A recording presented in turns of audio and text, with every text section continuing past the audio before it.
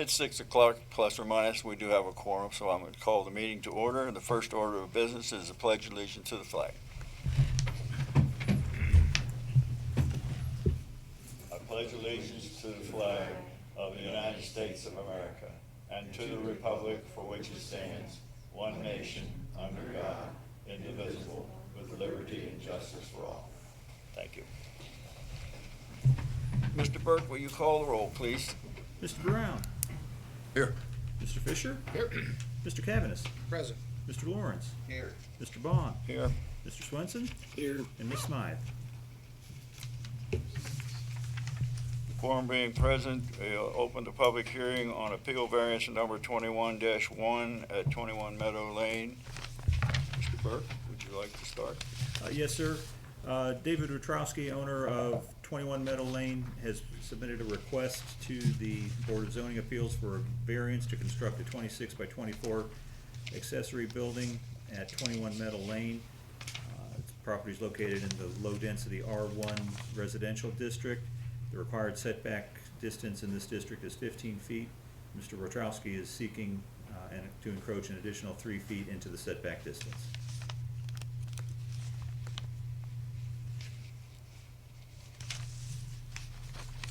Anything else? Staff would recommend consideration of this request.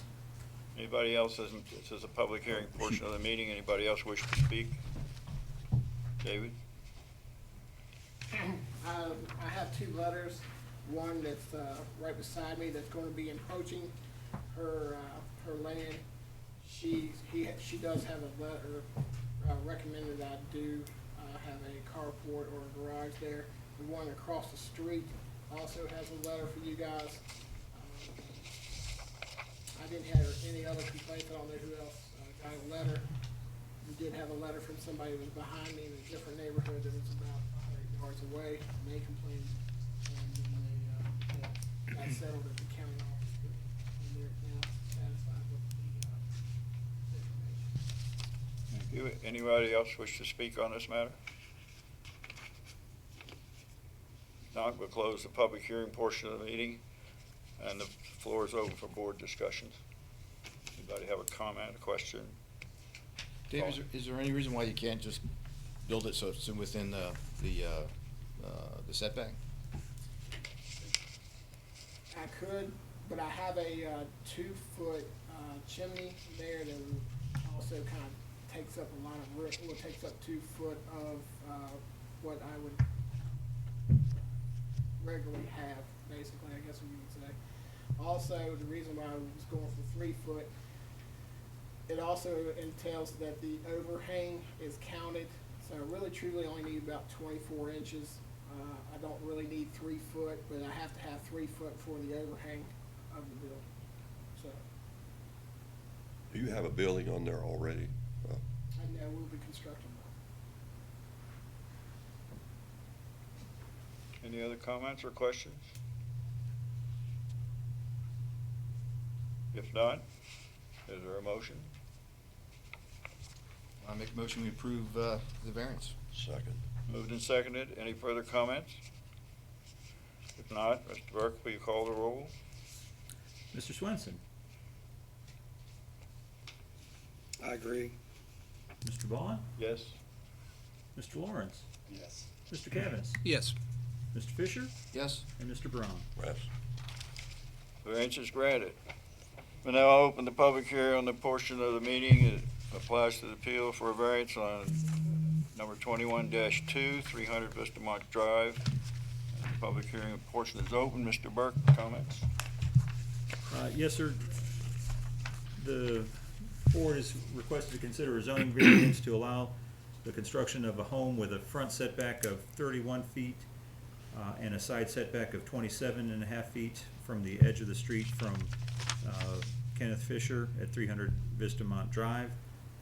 The property is located in the low-density residential R1 district, which requires a side street and front yard setback of 35 feet. Staff would recommend consideration of this request. And you have a number of Yeah, letters I've of got a support. I've got a couple of people who wish to speak. The first one on the list, David Reed, and maybe you should come down here. I think if we're recording this, it would Yes, be sir. helpful. Glad to come down there. So my name's David Reed, and I'm an attorney for the applicants here. This is a fairly straightforward request. The house is actually nearly complete. When it was determined that they did a survey and found out that the setback, because it's a corner lot and the house is kind of skewed diagonally across the lot, that it encroaches just slightly on the setbacks, 3.5 feet on one side and 7.5 feet on the other side. This is a several $100,000 house in a nice neighborhood in town. I contacted many of the neighbors, and they've agreed to support this request. They cannot get a final occupancy permit or tap fee, essentially, or tap hookup until this matter is resolved, so they can't move into this house or even finish this house until it's done.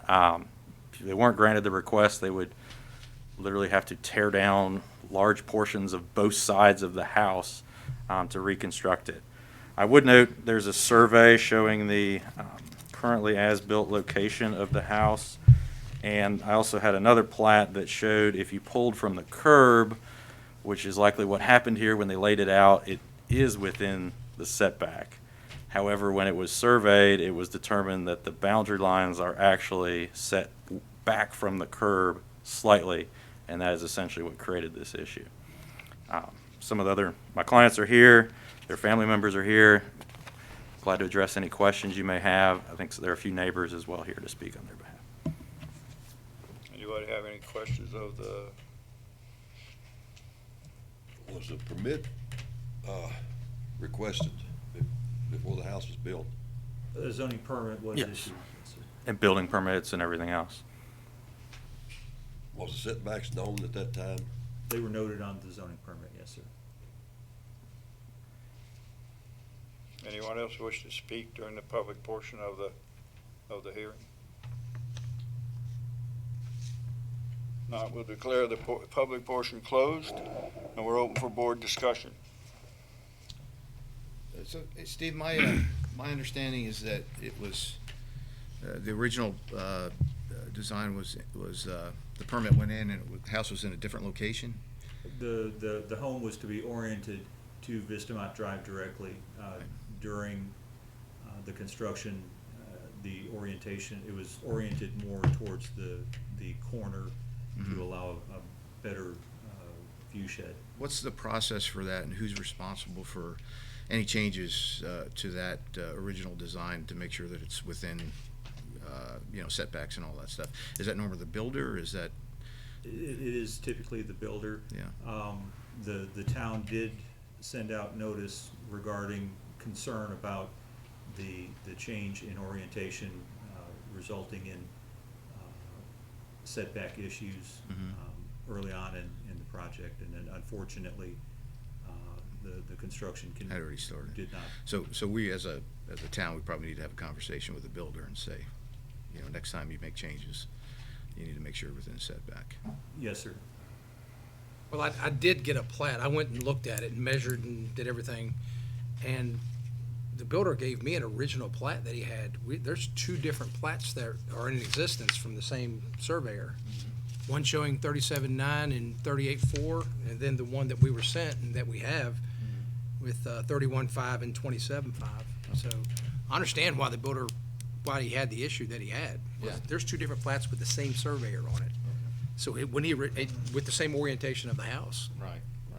Now, both these setbacks are just road. That is correct. Are they to the road or to the curb? To the The property setbacks line, are to to the the property right of way. line. Unfortunately, the initial survey that you were provided, the surveyor indicated the Curb. to the curb, which. Because that's what I measured, what they have right here. Yes, sir. Right. Any other comments? I have a problem with this application. The owner builder changed the location of the house from that indicated on the zoning permit. And partly as a result, the house was built in violation of both street setbacks. And now the owner builder is seeking variances to resolve the problem created by the owner builder.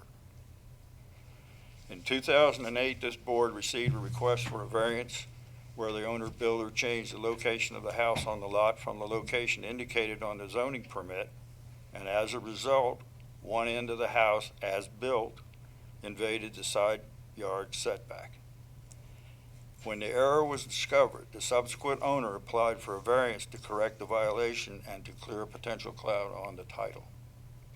The Board of Zoning Appeals denied the request, partly because the owner builder had created the problem by changing the location of the house on the lot from that indicated on the permit, and partly because the board did not wish to create a precedent that if the owner builder violated the conditions of the permit, and in so doing violated the zoning ordinance, the owner could simply come before the Board of Zoning Appeals and get a variance to resolve the violation and therefore to get a certificate of occupancy.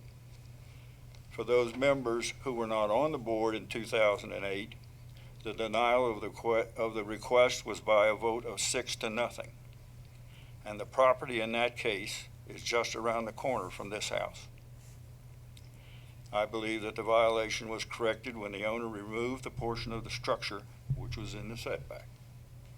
Because the reasons for denial in 2008 also apply to this property, I'm inclined to deny the application. Are there any other comments? I mean, is it, so in this case, it's the owner builder, or was there an actual builder that the owner had hired? In both cases, it was the builder who relocated the house on the lot. Right, so we're Really wouldn't matter. No, doesn't matter. It's unfortunate. Yeah, but I have concerns about punishing the owners because the builder didn't do their job. Yeah, that creates a hardship. Yeah. Well, the owner in that case, where the application was denied, was forced to remove 8 feet from the end of the house at a considerable sum of money Yeah. in order to comply with the zoning ordinance. So, I mean, that really should be, if they contracted the builder to build the house, and the builder changed the location of the house, then it's really on the builder. The builder should be the one that's covering that cost and fined or whatever the issue is. If that is the case, we'll decide to not grant the variance. Should the builder have known that he's violating? Yeah, he's a builder, he should know that. I mean, the builder should. Well, again, Yeah. from what I saw from the builder who gave me this when I went up there, I understand the reason for the mistake, quote unquote. Along with the property line itself is rather skewed, going from right near the road to diagonally across the property to the footage that's listed on here. It appears that he was fined when he first saw this to do this. So what you're saying is we have a surveying problem. That's from what when I compare these, I'm like, crap, that would upset me after I got started, and but this was, and in this particular case, this isn't just a situation where the block is laid. This is a garage that we're talking about right here. That's a part of the house. It's built into the house, but part of it. Complete total hardship for everybody involved to try to remove that. How do we prevent this in the future? I mean, we already set a precedence. So how do we prevent this in the future from happening? Is it the builder? Do we fine the builder for the change in plans and not doing his job? Is it, I don't want to punish the owners for it if it was the builder. Like he'd be responsible for it. If the owner can do the, Yeah, I mean, that's violation. his profession. He should know that, hey, we changed the plans, we need to check setbacks, we need to resubmit the permit, we need to do all those things. One option that the BZA may consider to recommend to the town council is that as part of the zoning process would be the submittal of a survey of the foundation prior to vertical construction. Now, that's an additional cost to all construction in the town, but that would most likely limit Yeah. any future incidents of this Yeah, nature. Yeah. Before you can start going up, you've got to make sure it's right at the block stage. I think That's I what would Rockingham start County at the- does. I think I would start at the footer. Exactly. Well, the stakes. At the block stake. The stakes, yeah. Yeah. But that is one option that the BZA may make recommendations. Yeah, I mean, this is unfortunate, the owners are, here out on a limb because the builder didn't do his job, in my mind anyway. And so the builder should have known that, so how do we what forcing function do we have now that makes the builder come back to the civil authorities and say, hey, this has changed, and I need to get this reapproved. So that's probably a good way to do that. At the time, in 2008, the board recommended that the town amend the regulations to require a building location survey as the building foundation are put in place so that if we have a problem and need to move it over, we don't have to move the whole house. That was a recommendation in 2008, and it's still not required. And that was never acted on as far as we know.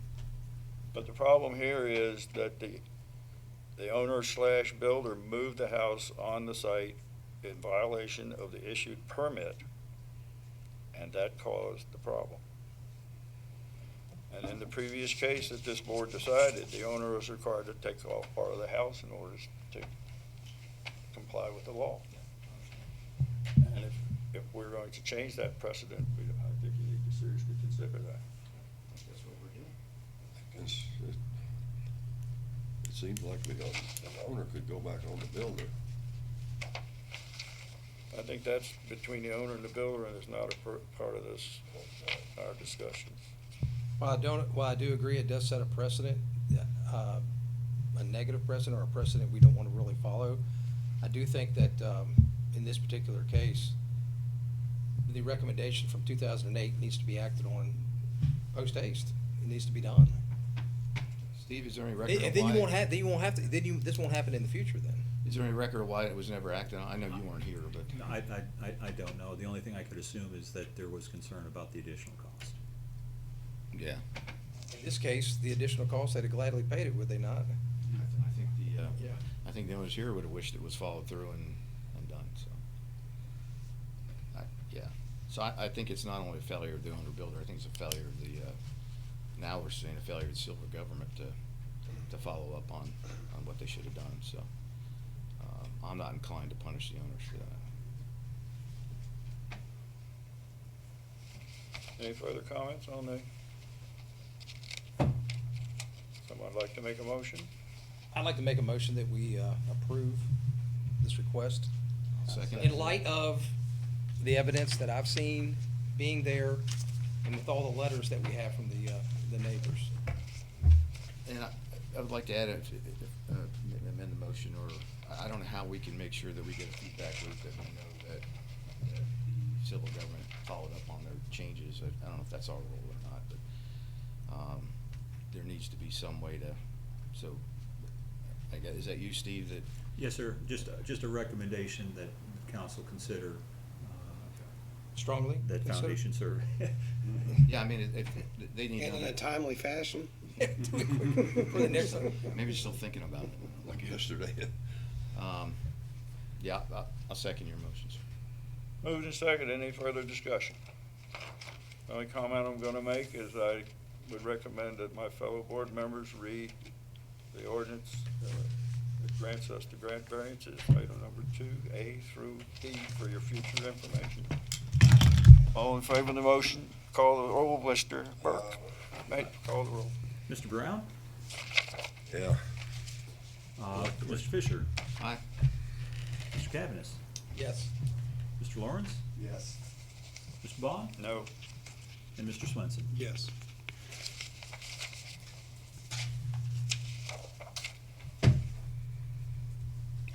There being no further business, this meeting is adjourned. Thank you very much for attending, and have a safe travel home. Ooh,